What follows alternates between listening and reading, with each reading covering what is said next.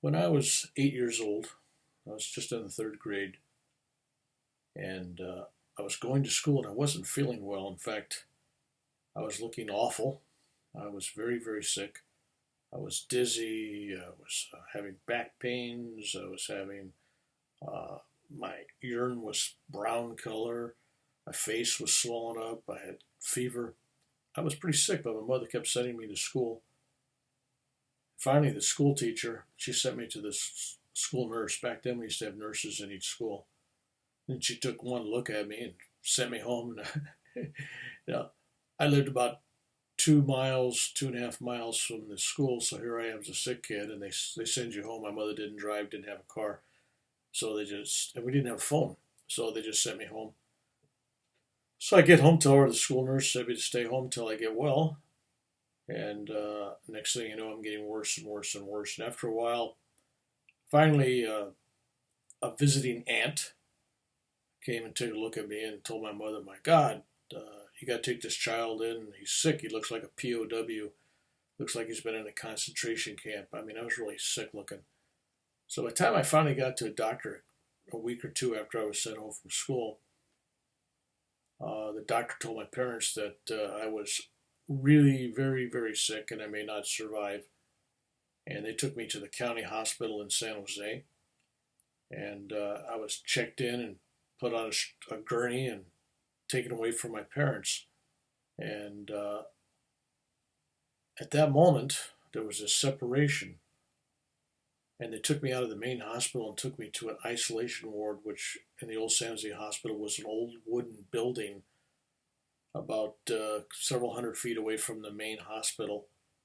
And I was put in a room by myself, and they did some procedures on me. They stuck needles into my back and withdrew fluids from my lungs. I had pleurisy, both lungs. I had pneumonia, double pneumonia. I had some kind of kidney disease, Bright's disease, that's a new name now. Um, and I was anemic. I had several other things wrong with me. It just cascaded, and they fully expected me probably to expire, not to make it. And they did these procedures one night, and they left me all alone. And all of a sudden, my room fills up with light. I don't know if I was awake, near death, asleep, or in some kind of meditative state. I don't know to this day.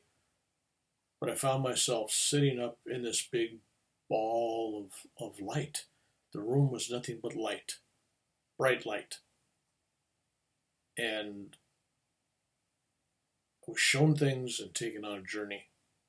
And whether the whole thing was a product of my illness and my imagination or delusion, well, that could be one argument, except for one thing. Everything I was shown and everything that I learned actually transpired 5, 10, 15, 20, 25, 30, even 50 years plus later.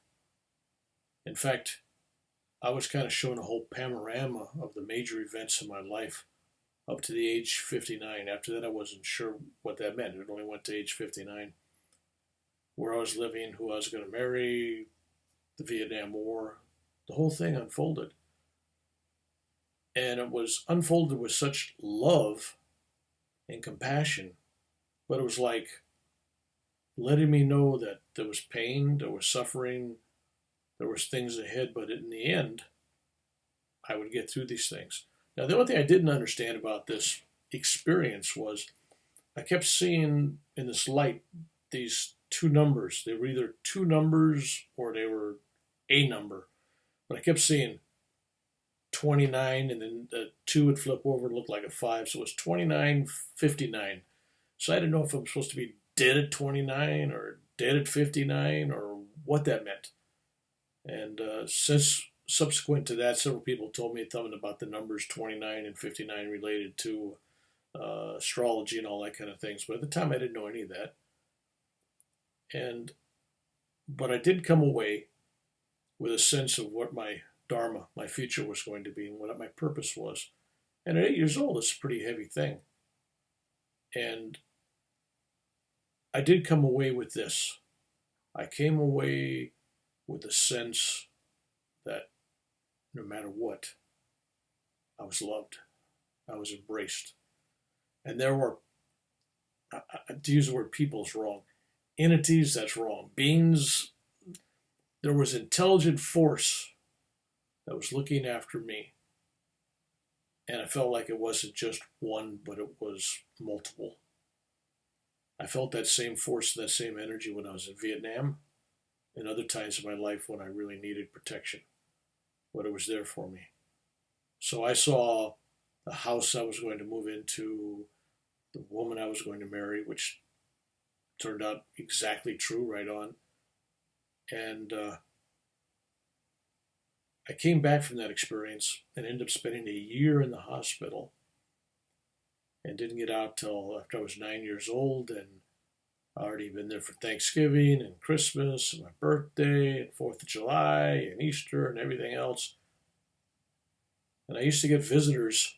My parents would come, my stepfather and my mother would come, and they would come on Sundays for about 10, 15 minutes on Sundays. They would drop in and visit. And that would be it for the whole week. I was in a hospital room with no television, no magazines, no books, no toys, and about 80% of the time, no roommates. A lot of the time I was totally by myself. I'd get up at, well, they'd wake you up at 6 o'clock in the morning and you get shots and take your blood and do all kinds of stuff to you. And then they'd leave you alone all day till mealtime. They'd drop some food off and then drop some food off at night and turn the light off at 9 o'clock. And then when the shift changes in the morning, they would wake you up again. So one day kind of ended up like the next. So I went through my life wondering what this 2959 thing was all about. And when I went to India and I had a major heart attack and fell off a 40-foot cliff, which is another whole story. But I came back and I finally went to an American doctor and I went to the doctor, heart doctor, and I go, hey, what's going on? I got all these problems with my heart, and I spent 50 years as a vegetarian, and 3 or 4 years as a vegan. And, meditate every day. I don't drink alcohol of any kind. I don't smoke. I don't do any drugs or dope. I get good sleep. I exercise. So he looked at me and he said, well, he said, in your case, if you hadn't been doing all that all these last decades, you'd been dead at 29 instead of looking to have this heart operation just before you're 59. So then it kind of dawned on me that the 29 and 59, here you just tell me that I should have been dead at 29 based on my genetics. And I'm lucky to make it to 59. So I kind of put it in together. And now I'm in my early 70s. And it kind of reflecting back on that, I totally understand what he's saying. Sometimes you have to go through things in your life, suffering, pain, all kinds of things. But in the end, there's always something that's wrapped up in that as a gift. There always is a lesson, the beauty of it. All that I've been through has taught me compassion, has taught me love for others, has taught me respect for God, for life, for other people. And I realized that I'm loved. And not just by fellow people, because I don't know how many people actually love me, but I'm loved at a deeper level. And I try to tell those people out there that are fed up with everything, and when I counsel people on suicide hotline and or veterans, you got to look at this thing at the bigger, broader, universal vision. You are loved more than you'll ever realize. And when you have a near-death-like experience or a near-death experience, that's the one aspect of it. You may forget everything else. You may not understand anything else.